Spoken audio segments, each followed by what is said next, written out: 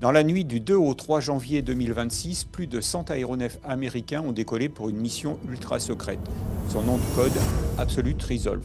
Objectif, l'enlèvement du président vénézuélien Nicolás Maduro. Ici, pas de débat politique. Ce qui nous intéresse, ce sont les avions, les hélicoptères et les drones qui ont rendu cette opération possible.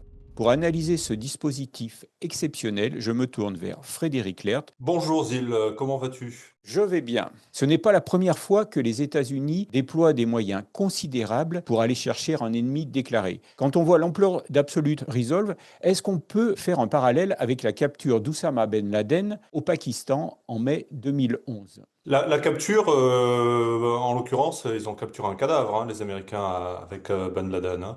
Et ça, c'est une différence majeure avec l'opération de Maduro, c'est que quand ils sont allés chercher Ben Laden, ils avaient le droit de tirer et de tuer. C'était vraiment une élimination. Ça, c'est quand même quelque chose de majeur dans la feuille de route des militaires engagés.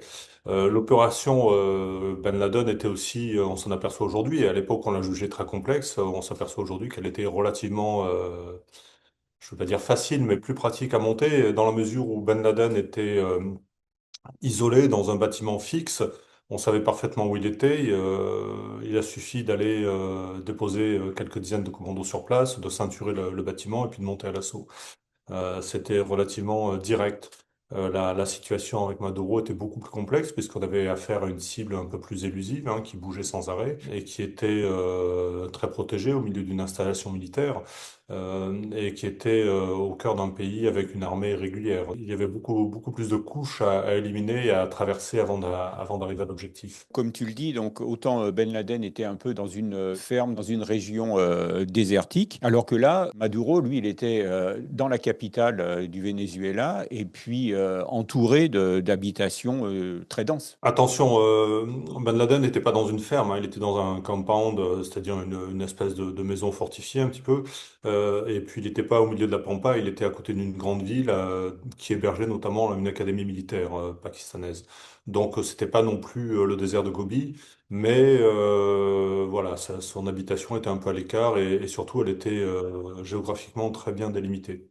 L'énorme difficulté avec Ben Laden, ça a été de loger Ben Laden, de le localiser. Ça, c'était 99% du travail et c'est ce qui a pris énormément de temps aux Américains. Une fois qu'il était identifié et parfaitement localisé, le 1% restant, c'était de monter à l'assaut et ça, les Américains savent très bien le faire. Ils ont quand même perdu un hélicoptère, hein, dans la bataille. Mais voilà, c'était 99% du travail, c'était quand même de localiser Ben Laden. Maduro, on reviendra là-dessus, c'était sans doute un peu plus simple de le localiser, quoique le bonhomme bougeait beaucoup. Le bonhomme, comme tu dis, bougeait beaucoup et puis il était très bien protégé aussi. Oui, c'est ce qu'on a dit, c'est ce qu'on voit a priori, puisque l'essentiel des pertes humaines vénézuéliennes seraient en fait des pertes humaines cubaines, hein. C'est ça, c'est la garde rapprochée de Maduro qui aurait pris le choc en pleine figure. Ce seraient eux qui se seraient battus. On dit que Maduro faisait moyennement confiance à ses citoyens pour le protéger, et donc il avait engagé une garde prétorienne cubaine pour assurer le dernier rempart. Et c'est eux qui ont fait le coup de feu, oui. Alors bon, nous, comme je l'ai dit au début là, de cette vidéo, nous allons nous intéresser vraiment à l'armada aéronautique, hein. Nous, c'est le dispositif aérien qui nous intéresse. Depuis plusieurs mois, Washington faisait monter la pression sur le régime vénézuélien. Les frappes contre les bateaux de trafiquants de drogue, est-ce que cela faisait partie du scénario? Des avertissements, une mise sous tension ou carrément un échauffement avant l'opération finale? Alors on peut penser que ça faisait partie d'un plan d'ensemble. Moi je pense aussi que ça fait partie de l'établissement d'une sorte de récit officiel, c'est-à-dire qu'on s'attaque aux trafiquants de drogue et après ça permet de dire qu'on s'attaque à Maduro qui est le chef des trafiquants de drogue. Même si la couverture officielle n'a pas tenu très longtemps puisque Trump l'a déclaré, il en a beaucoup parlé, hein.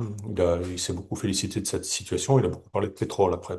Est-ce que c'était aussi le moyen de monter le dispositif en puissance, c'est-à-dire d'amener sur site, en quelque sorte, les bateaux, les avions dont ils auraient besoin pour l'attaque finale? Non, je pense pas. Les Américains ont détruit, je crois, le chiffre officiel, c'est 32 embarcations rapides pour la mort de 115 personnes, sans chercher du tout à les intercepter, sans du tout chercher à faire des prisonniers ou à les arrêter. Enfin voilà, c'est la destruction pure et simple. Tu as pas besoin d'un porte-avions, de 6 frégates, enfin de 6 destroyers, d'un porte-hélicoptère, de 2 sous-marins nucléaires d'attaque pour détruire des espèces de vedettes surgonflées. L'armada maritime correspondait à un objectif très différent, qui était une sorte de blocus du Venezuela et de ses navires, notamment pétroliers. Avant de rentrer dans le vif du sujet, je vous rappelle que si vous aimez ce genre d'analyse, pensez à liker la vidéo et à vous abonner si ce n'est pas encore déjà fait. Alors, juste avant le déclenchement d'Absolute Resolve, quelles étaient les forces en présence, aussi bien du côté vénézuélien que du côté américain? On va commencer par le Venezuela, ça va être le plus rapide, hein. Le Venezuela, en matière aérienne, disposait d'un reliquat de F-16, des vieux F-16, hein, d'F-16A. Je crois qu'ils en avaient une poignée, 6. On va pas très loin avec ça, d'autant encore une fois qu'il s'agissait d'avions très anciens. Et puis surtout d'une vingtaine de Sukhoi 30 refilés par les Russes. Ça non plus, on va pas très très loin face à un adversaire qui a la maîtrise totale du ciel et de l'information et des réseaux et des fréquences électromagnétiques. Le point le plus intéressant, c'est qu'effectivement, les Vénézuéliens avaient reçu récemment des systèmes de défense solaire aimablement donnés par la Russie ou vendus par la Russie, et puis des systèmes de détection radar aussi, d'origine chinoise. Alors, au-delà de ces systèmes missiles et radars, ce qui est important de noter, c'est qu'il y avait quand même une présence donc russe et chinoise dans le pays. On verra que les Américains ont fait très attention à sans doute éviter de les cibler trop directement. Est-ce qu'ils les ont prévenus pour qu'ils évacuent? Je sais pas, mais ça fait partie aussi des possibilités. Ce serait possible qu'il les ait prévenus, et donc l'effet de surprise aurait été complètement annihilé. Donc. C'est une équation, il faut savoir ce que tu veux. Est-ce que tu veux perdre, aller un quart d'heure de discrétion au profit d'une situation géopolitique un peu plus facile à gérer? Tu as fait donc état des forces vénézuéliennes qui sont relativement modestes. Côté américain, qu'est-ce qu'il y avait derrière Absolute Resolve? Il y avait beaucoup de choses, donc on l'a évoqué tout à l'heure. Il y avait donc ce porte-avions, le Ford, un navire d'assaut des Marines, enfin de la Navy, utilisé par les Marines, l'Iwo Jima. On dit que ce porte-avions, c'est le plus gros de la Navy. Oui, en tout état de cause, c'est le plus récent. C'est peut-être pas celui qui marche le mieux parce que c'est celui qui est équipé de catapultes électromagnétiques, mais voilà, c'est le plus récent qui était à Marseille il y a pas si longtemps. Là, on est dans l'ordre du symbole, hein. Je sais pas d'ailleurs s'ils l'ont choisi pour ça ou pas, mais j'en doute. Mais voilà, il était disponible, ils lui ont fait traverser l'Atlantique, il est venu se positionner dans les Caraïbes. Les Américains disposent de combien de porte-avions? Je crois que c'est 10 ou 11, D'accord. une grosse dizaine ou une petite douzaine, tu fais ton marché. Mais ça donne, effectivement, ça donne un ordre d'idée, oui. En plus de ça, effectivement, tu as les navires d'assaut qui sont utilisés par les Marines aussi. Et tu disais donc également un porte-hélicoptère. Oui, un navire d'assaut des Marines, oui, l'Iwo Jima. Et puis donc une petite flottille de destroyers, 6. 2 sous-marins nucléaires d'attaque, a priori, hein, sous l'eau, pour protéger tout ça. Sans doute aussi peut-être des navires spécialisés ici ou là, pour notamment les écoutes électromagnétiques. Et puis une armada aérienne qui s'est positionnée soit à Porto Rico, dans les Caraïbes directement, soit au plus près sur des bases américaines, du côté de la Floride ou même de plus loin, puisqu'on sait que les F-22 qui sont intervenus sont arrivés directement de leur base de Langley, qui est, elle, du côté de Washington. Et puis, comme d'habitude, une armada d'avions de soutien, donc de ravitailleurs pour les chasseurs-bombardiers, des avions d'écoute électromagnétique, des avions de brouillage, enfin voilà. Les Américains ont mis en place un énorme dispositif. C'est une façon de faire finalement assez logique. On prend pas de risque, on sort le marteau pour écraser la mouche et on est sûr de s'en tirer à peu près sans problème. On dit que la Navy a mobilisé 20% de ses moyens. Non, ça me paraît beaucoup trop, à moins qu'il y ait des choses qui m'échappent, mais quand on mobilise un porte-avions sur 10, on n'est pas à 20%. Pareil pour le navire d'assaut, quand on mobilise 2 sous-marins nucléaires d'attaque, on est très loin d'être à 20%, hein, puisqu'ils en ont quelques dizaines quand même. Non, je pense que ce chiffre est un peu exagéré, à moins qu'on ratisse très très large et qu'on aille compter les navires qui sont beaucoup plus loin en Atlantique. Je sais pas, enfin je suis surpris par ce chiffre. Par ce chiffre. Donc, il faut que je me méfie de ce que j'entends sur les plateaux de télévision et notamment des chaînes d'infos en continu. Au niveau des moyens aériens, Euh, Précisément, qu'est-ce que les États-Unis ont engagé dans cette opération Absolute Resolve? À tout seigneur, tout honneur, dans le F-22 qui venait directement de sa base de Langley, était chargé de la supériorité aérienne. Si par hasard les Vénézuéliens avaient eu des velléités, la volonté de faire un peu d'héroïsme avec leur Sukhoi, ça n'a pas été le cas, hein. Je ne pense pas qu'il y ait eu de tirs échangés cette nuit-là dans le ciel. Ensuite, les F-35 étaient basés, eux, à Puerto Rico. Le F-35, on s'en aperçoit au fil du temps, est un avion que les Américains utilisent de plus en plus pour les missions de destruction des systèmes solaires, en mettant à profit sa furtivité. Comme on sait, un avion furtif n'est pas invisible, hein. Un avion furtif est simplement détectable plus tardivement qu'un autre. Donc, ce qui permet de s'approcher plus près des réseaux ennemis, des systèmes de défense solaire ennemis, et de peut-être de rester plus longtemps aussi en station. Donc voilà, les F-35, il y en avait peut-être une trentaine hein, à Puerto Rico, c'était un très gros contingent, ont été chargés vraiment des bombardements et des frappes au sol. Les F-22, il y en avait combien? On en a compté, on le voit d'ailleurs, il y a des images très impressionnantes parce qu'à l'issue de la mission, tous ces avions sont revenus se poser à Puerto Rico. On a des images qui ont été prises depuis les collines environnantes des parkings et on en a compté une douzaine. Et alors donc ces F-22 qui venaient directement du territoire américain ont fait des ravitaillements en vol. Oui, oui, bien sûr. Donc ça veut dire qu'il y avait aussi des avions ravitailleurs dans le dispositif? Toujours, je te mets au défi de me citer une opération aérienne récente sans ravitailleur en vol, hein. Aujourd'hui, c'est un prérequis. Les ravitailleurs, les équipages d'ailleurs, portent sur eux un très joli patch qui dit No gas, no war. Pas de pétrole, pas de guerre. Ce sont les acteurs discrets mais essentiels de toute opération aérienne aujourd'hui, ouais.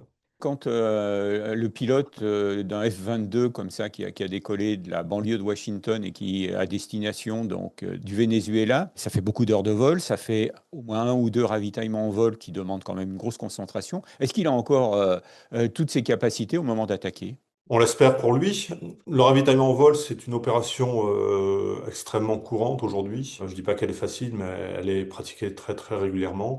La méthode américaine avec la perche fixe qui vient chercher l'avion plutôt que l'inverse, plutôt que ce soit l'avion qui vienne chercher un panier, elle est quand même beaucoup plus reposante pour le pilote du chasseur. Elle est plus simple. Aujourd'hui, on sait que les avions de combat modernes font des missions de 6, 7 heures, voilà, sans coup férir. Dans le cas des avions embarqués d'ailleurs, à l'issue de ces missions longues et fatigantes et stressantes, ben, ils reviennent à ponter.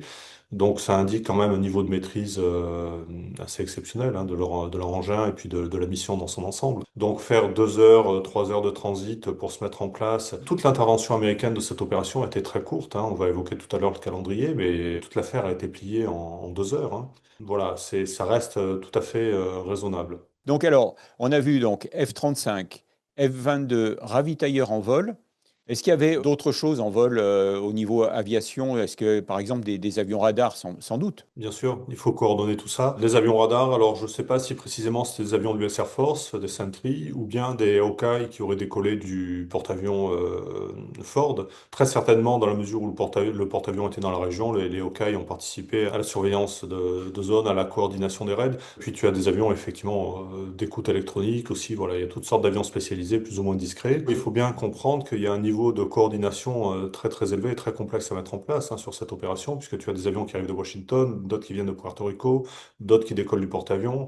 Tu as toute l'armada des hélicoptères qui viennent de différents bateaux. Je pense qu'ils ont été un peu disséminés sur tous les bateaux. Et il faut que tout ce petit monde se coordonne en pleine nuit, avec des étagements, bien sûr, avec des horaires très précis à respecter. C'est un énorme travail de coordination et ça, c'est une très grande force américaine, c'est de savoir faire travailler tout ce monde-là en direct et de façon efficace. Tu as évoqué également les hélicoptères. Quel type d'hélicoptère était engagé cette nuit, là, du 2 au 3 janvier? Alors très clairement, c'est l'US Army, le 160e SOR, c'est-à-dire le régiment des forces spéciales hein, de l'US Army, qui a engagé des dizaines d'hélicoptères, hein. Je pense que tout le régiment s'est mis d'ailleurs pour fournir équipage et hélicoptères. Ce sont des appareils extrêmement bien équipés pour le combat de nuit, pour le ravitaillement en vol aussi, hein, du MH60 ou du MH47. Les uns et les autres étant ravitaillables en vol. On a d'ailleurs des images de passage de MH47 au ras des toits à Caracas. Et on voit aussi quelques images de MH60. Deux hélicoptères anciens, hein, finalement, le Chinook encore plus, puisqu'il a commencé pendant la guerre du Vietnam, et on en arrive aujourd'hui à des versions qui ont tellement évolué que ce sont des appareils totalement différents, hormis une ressemblance extérieure. mais ce sont des bêtes de guerre très bien équipées et qui savent encaisser les coups, puisqu'on sait qu'il y a un hélicoptère qui a été touché par des tirs venus du sol et qui a pu continuer sa mission et qui est rentré à bon port. Les Marines ont peut-être fourni de l'appui-feu avec du Viper ou bien des AH-64, des Apaches de l'US Army, hein. Mais il y a eu aussi également des hélicoptères d'attaque qui ont apporté un appui-feu, ouais.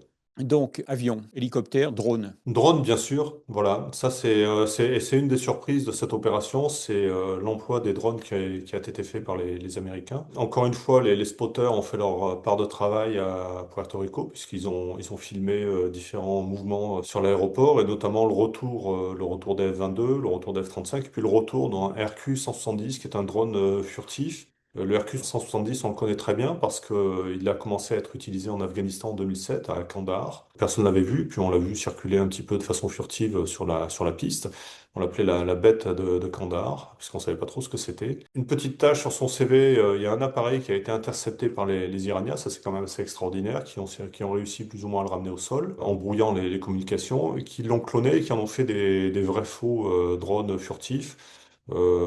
Sans doute que l'enveloppe extérieure était la bonne, mais très certainement l'appareil n'avait pas du tout les mêmes caractéristiques que l'original américain. Bref, voilà, ça c'était il y a presque 20 ans. On peut supposer que le Hercule 170 a évolué. On peut supposer, on est même certain quasiment qu'il a été utilisé sur tous les théâtres d'opération hein, américains. C'est un drone qui est fait pour évoluer en moyenne altitude ou sans être détecté. Il a quelle taille, ce drone? Il doit faire une quinzaine de mètres d'envergure, à peu près. Donc, c'est la taille d'un chasseur? Oui, mais il est beaucoup plus compact, hein, c'est une aile volante, donc il a une grosse envergure, mais il est quand même relativement léger et pas très long. C'est un drone qui est taillé pour aller là où les Reaper, les MQ-9 Reaper classiques ne peuvent pas aller.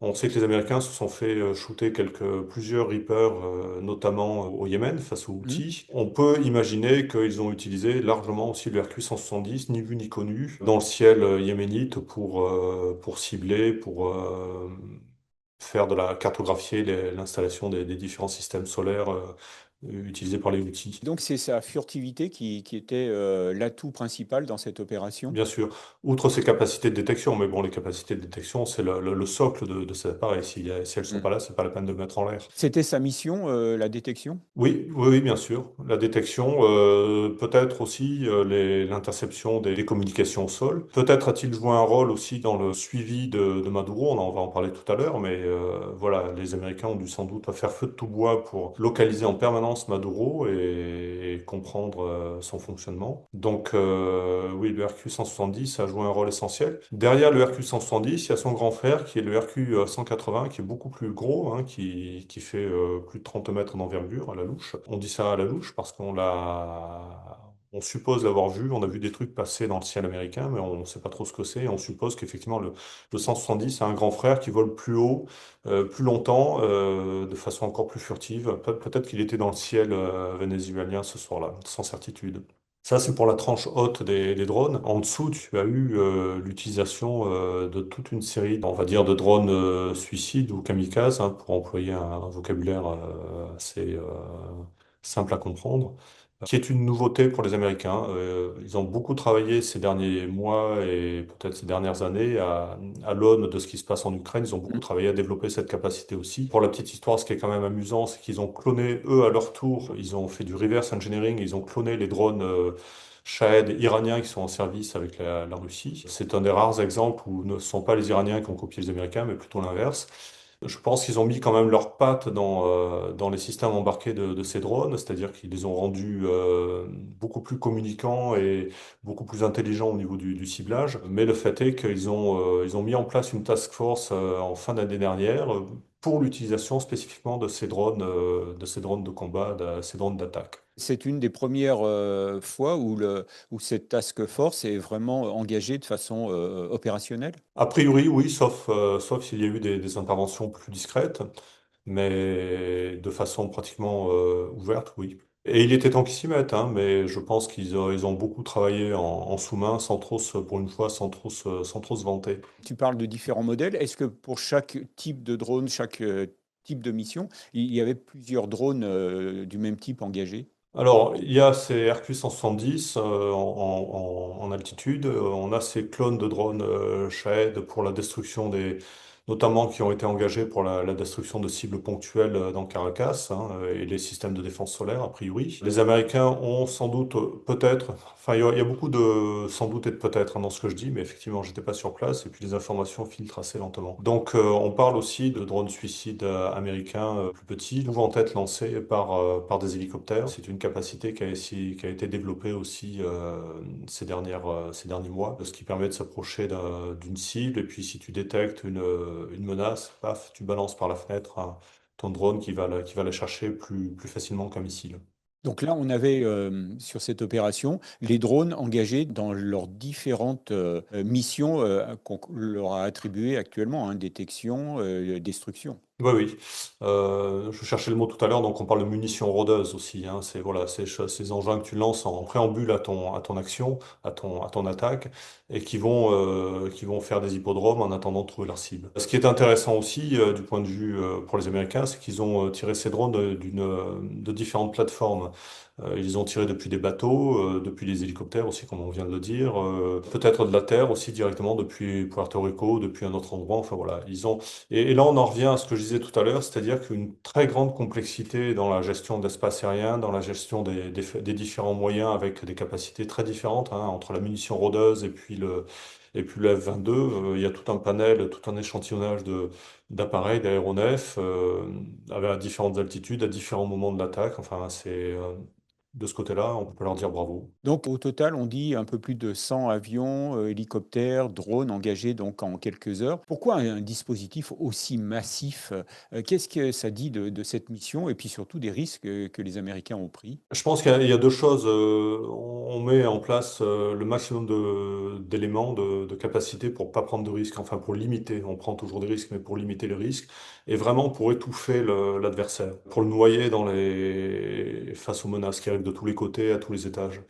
Ça, c'est une première chose. Après, peut-être qu'il y a une dimension aussi un peu hollywoodienne hein, dans cette affaire-là. On a fait un grand spectacle, un grand feu d'artifice. Les États-Unis ont sorti tous leurs jouets. Et ce qui correspondrait bien à la mentalité du commandant en chef des forces armées américaines. Alors on a dit pas de géopolitique dans cette émission. Avec le recul maintenant, est-ce qu'on peut faire la chronologie de cette opération? Peut-on reconstituer le fil des événements heure par heure? C'est même presque minute par minute, hein, enfin, et c'est même pratiquement seconde par seconde sur certaines phases. Je suis pas inquiet, on aura plein de livres d'ici quelques années et on aura un film d'ici quelques mois. Mais tout est allé extrêmement vite et c'est très révélateur de la tournure que Trump voulait donner à cette opération. C'est-à-dire, on met un grand coup de pied dans la porte, on chope le mec par les oreilles et puis on se tire. Et pour l'instant, on n'essaie pas de faire le coup de feu dans le quartier ou de contrôler la ville. Ça aurait été beaucoup trop compliqué. Donc, de ce côté-là, ils ont parfaitement réussi leur objectif, hein. Ça commence à 2 heures du matin avec les premières explosions. À 2h20, 20 minutes plus tard, a priori, Maduro est capturé. Et à 3h30, ça y est, il est déjà en territoire américain, à Puerto Rico. Donc, voilà, c'est expédié très vite. Cette rapidité d'action pose des questions très intéressantes sur le savoir-faire américain et puis surtout sur le renseignement qu'ils ont mis en place pour localiser précisément Maduro. Ça pose une autre question aussi, incidemment, sur le dessous des cartes. Est-ce qu'ils sont vraiment allés chercher Maduro pour le capturer ou est-ce qu'il leur a été livré par des complicités intérieures déjà ficelées et emballées? A priori, il y a quand même eu pas mal de pertes du côté de la garde prétorienne cubaine, donc il y a quand même eu des combats. Mais ça ne veut pas dire que Maduro n'était pas déjà emballé, prêt à partir, hein. Voilà. Ça, on le fera peut-être un Alors, jour. tu disais, l'opération a démarré par des explosions. Est-ce que c'est là que sont intervenus les drones rôdeurs, les drones kamikazes? Autrement dit, est-ce que c'est les drones qui ont déclenché l'opération? Stricto sensu, je pense que l'opération a commencé bien avant. L'idée des Américains dans ce genre de truc, enfin de tout le monde, hein, c'est de rendre l'adversaire sourd, aveugle et aphone. On lui coupe les communications, on l'empêche de parler, on l'empêche d'entendre, on l'empêche de voir. Alors il est certain que les phases cinétiques où tu as des drones qui vont exploser sur des batteries de solaire, c'est ce qui se voit, c'est ce qui s'entend aussi, c'est le plus spectaculaire. Mais il est à peu près certain que sous la table, ils ont commencé à tripoter, à mettre leurs doigts dans le réseau vénézuélien pour couper les communications, pour les rendre, pour les paralyser, tout simplement. Ils ont aussi coupé les lumières sur Caracas. Voilà, c'est tout un ensemble de choses qui démontrent la supériorité technique, qui démontrent la capacité des Américains à travailler dans un ensemble de domaines simultanément, vraiment pour étouffer l'adversaire sous les mauvaises nouvelles, hein. Quand tout s'éteint autour de toi, quand tu n'as plus de téléphone, plus de radio, plus de réseau, plus de radar, et que tu es complètement sourd et aveugle, après tu es dans le noir et puis tu as un gros balai qui rentre dans la pièce, qui te met des baffes, tu sais pas d'où ça vient, quoi. Et c'est un peu ce qui s'est passé. Alors, c'est quand même assez remarquable. Il y a des moyens traditionnels qui sont utilisés dans cette opération, hein, donc des avions, des hélicoptères, du bombardement. Il y a aussi donc les drones, comme tu le disais tout à l'heure. Donc les Américains ont appris très très vite et ont très très vite intégré les drones dans leur dispositif. Et puis il y a aussi l'attaque cyber. Donc aujourd'hui, est-ce que cette opération, elle montre pas un peu ce qu'est aussi la guerre moderne? Bien sûr, tout à fait. C'est ce que les Américains ont été relativement, enfin, tout est très relatif, mais ils se sont pas cachés, ils l'ont fait dans une conférence de presse avec Kane, le général Kane, qui est le chef d'état-major américain, qui a listé les agences américaines engagées dans cette opération. La CIA, bien sûr, la NSA, hein, dont le travail est d'écouter tout ce qui passe dans le champ électromagnétique. Une autre agence qui n'est pas trop connue, c'est la NGA, qui est la Spatial Intelligence, ou attends, je regarde mes notes. Geospatial Intelligence, oui, qui est tout ce qui... parce qu'on n'a pas parlé des satellites, mais les satellites aussi sont dans le coup. Le cybercommande aussi, bien sûr, pour tout ce qui est cyber. Donc ce sont des agences qui représentent plusieurs dizaines de milliers de personnes aux États-Unis, qui ont mis leur loupe sur leur stéthoscope sur le Venezuela, et qui l'ont épluché comme un oignon, hein, peau après peau, pour dresser très précisément la cartographie des moyens vénézuéliens, pour comprendre comment les mettre hors course, et puis aussi et surtout pour suivre Maduro. Je pense que Maduro, ça faisait quelques mois qu'il avait au-dessus de la tête en permanence un drone, un satellite, ou bien, je sais pas, un clébard de la CIA avec une caméra à la place de l'œil, enfin, qui suivait partout où il allait, qui regardait comment il était habillé, ce qu'il mangeait, quel était son état de santé, lui, de sa femme, enfin. Il était parfaitement logé, et c'est ce qui a permis de savoir à l'instant T qu'il était à tel endroit, dans telle situation. Et là, les Américains ont appuyé sur le bouton, ils ont dit allez, on y va. C'était en pleine nuit. Les conditions, d'ailleurs, on l'a pas parlé, mais les conditions météo étaient pas, enfin les conditions, pas météo, mais les conditions étaient pas idéales puisque c'était une nuit de pleine lune. Les forces spéciales n'aiment pas trop ça, ils préfèrent le noir total, les nuits des niveaux 5. Mais voilà, là, on y voyait comme en plein jour. C'est ce qui a permis de voir d'ailleurs ces vidéos sur Caracas avec le passage des hélicoptères.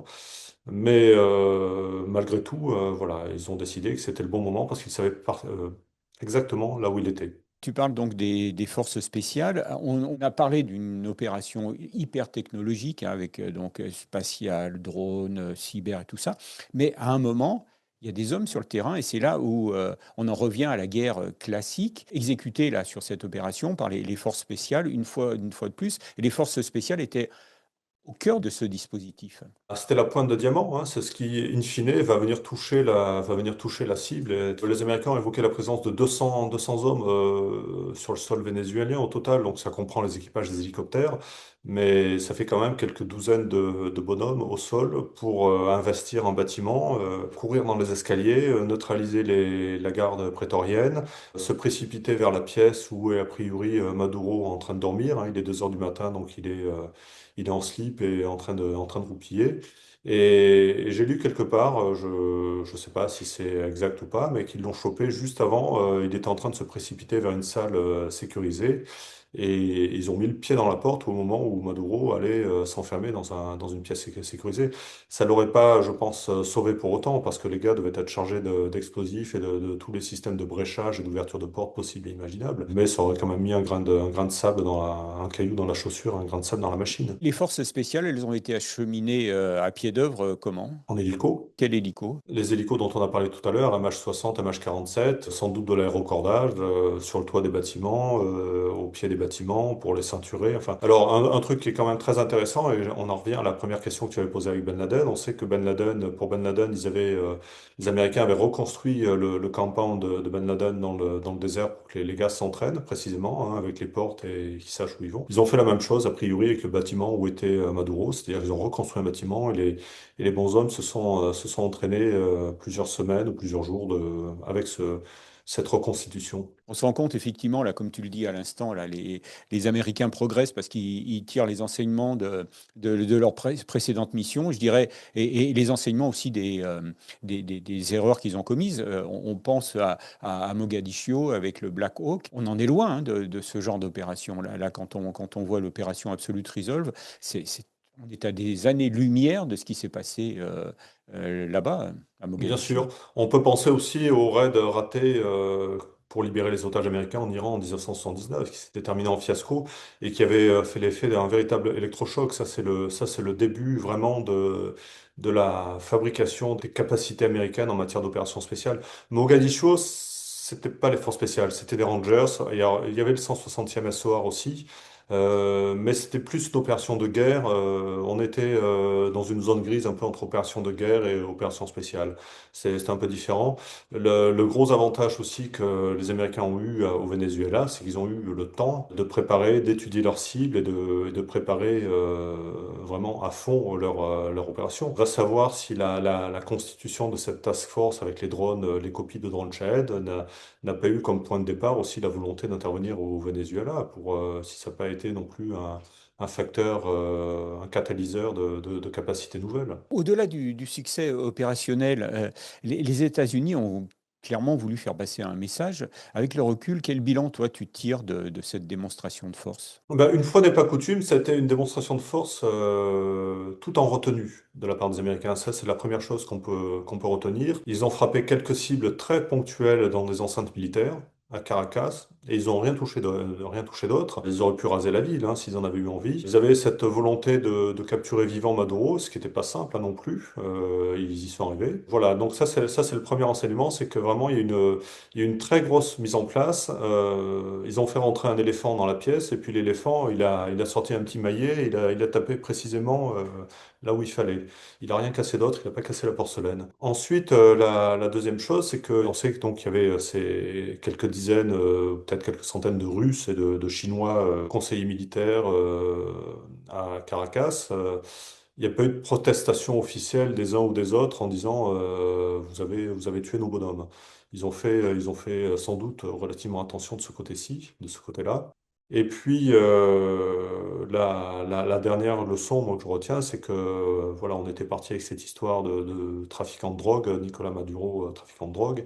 Et puis, ce qui est très drôle d'ailleurs, c'est que Trump, dans ses interventions après l'opération, met les pieds dans le plat gaillardement, enfin, il met les pieds dans le baril de brut plutôt.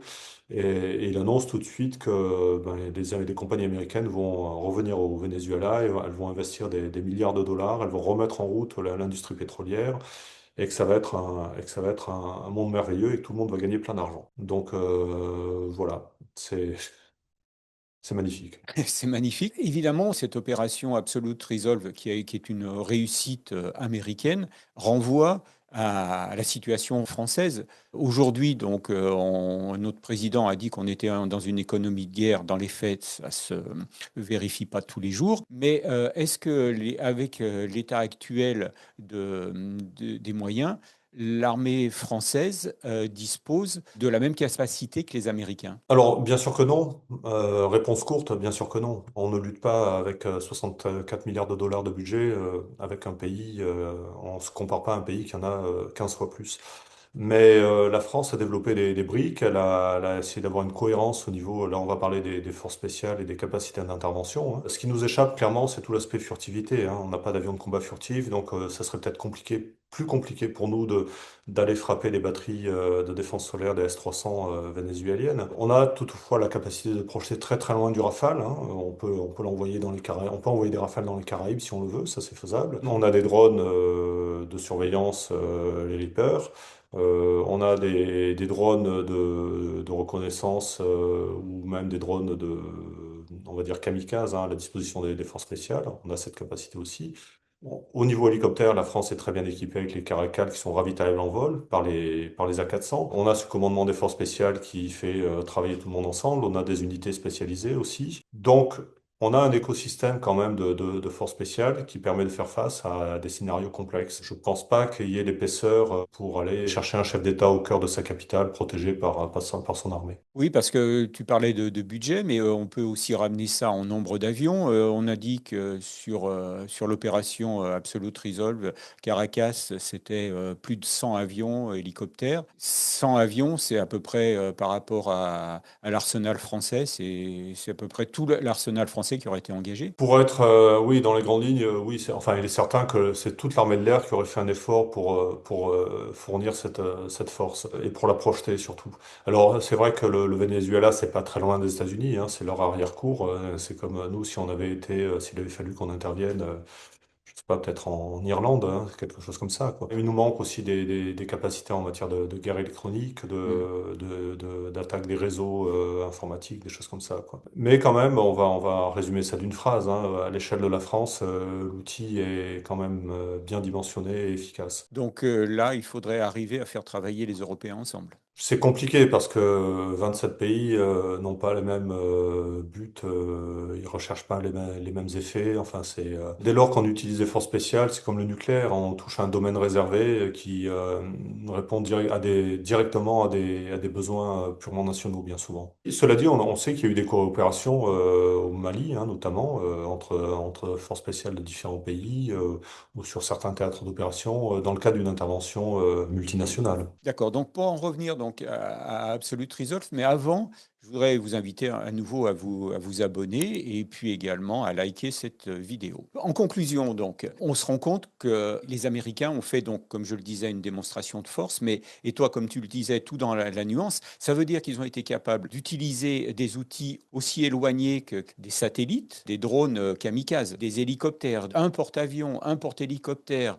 les forces spéciales des avions de chasse furtifs, etc., etc. Est-ce qu'il y a une autre armée actuellement au monde qui possède tous ces outils et surtout qui sait les utiliser de façon aussi coordonnée? Clairement, non. Très clairement, non. Non, non. La Chine est mystérieuse, on ne sait pas trop quelles sont leurs capacités en la matière. Mais à titre personnel, j'en doute un petit peu parce que pour arriver à faire ça, il suffit pas de mettre de l'argent dans des bateaux, dans des armements. Il faut quand même une culture très cultivée de longue date. Les Américains, que ça nous plaise ou non, s'entraînent régulièrement à ce genre de choses sur des cibles réelles. Et pas uniquement avec des balles à blanc, hein. Donc, non, non, ils sont les seuls à avoir la totalité de la panoplie du savoir-faire. Des pays comme Israël, la Grande-Bretagne, la France, la Russie peuvent avoir des morceaux plus ou moins gros, plus ou moins intéressants, mais avoir cette totalité, et puis surtout avoir l'opportunité et la volonté de les mettre en œuvre, ça reste quand même assez unique. Oui, parce que là, il faut faire travailler des différentes armées, en quelque sorte, hein, US Navy, Army, l'US Air Force, le commandement de l'espace, Mhm. etc., etc. C'est toutes des armées qui sont quasiment autonomes et qui, sur une opération comme ça, sont capables de travailler à la perfection. C'est un orchestre qui ne fait pas une seule fausse note. Oui, mais il y a un commandement des opérations spéciales hein, qui est là pour centraliser les choses et pour réunir les moyens et les faire travailler ensemble. C'est pas quelque chose qui s'improvise et pour lequel on va dire, bah, tiens, le mois prochain, on va choper Mm. Maduro, donc vous allez commencer à travailler ensemble. Encore une fois, c'est un héritage de l'opération ratée en Iran. Il y a cette constitution d'un commandement unifié de tout ce qui est force spéciale qui permet de faire travailler les acteurs tous ensemble. Il y a un an, à peu près, un petit peu moins d'un an, la Chine a fait une démonstration de son arsenal militaire assez bluffante, hein, ce grand défilé à Pékin, où qu'on a tous les deux analysé aussi. On était sur place, hein. On y était et tu nous as payé le voyage, hein.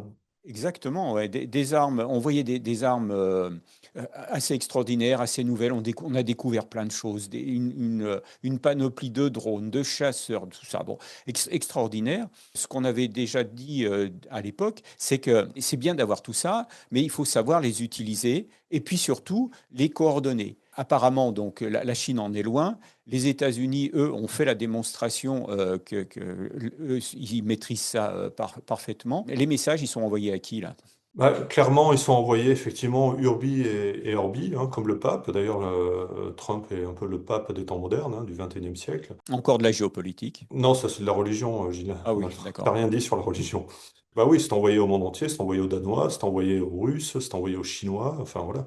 C'est envoyé à tout le monde, hein. On est les plus forts et puis c'est nous qu'on fait ce qu'on veut. Je reviens en deux mots sur ce défilé chinois. Ce qu'on n'a pas vu par contre dans le défilé, ce qu'on a bien vu sont effectivement des belles maquettes ou des engins réels qui existent, qui ont l'air très perfectionnés. On a vu des soldats qui défilent, qui marchent au pas, mais au millimètre, hein, des robots biologiques, hein. Ça, c'est spectaculaire. Je suis pas certain que ça serve à grand-chose en cas de guerre. Ce qui manquerait peut-être aux Chinois, c'est les gros balèzes barbus qui sentent fort, qui savent ouvrir les portes à coups de pied. Juste après donc cette opération Absolute Resolve et donc tout ce qu'on a pu entendre sur l'efficacité américaine, quelques jours après seulement, le président des États-Unis a dit qu'il augmentait encore le budget de la défense. On n'est plus à 1000 milliards, mais on est à 1500 milliards maintenant. Oui, bah voilà, après avoir fait preuve de retenue l'assaut sur Caracas,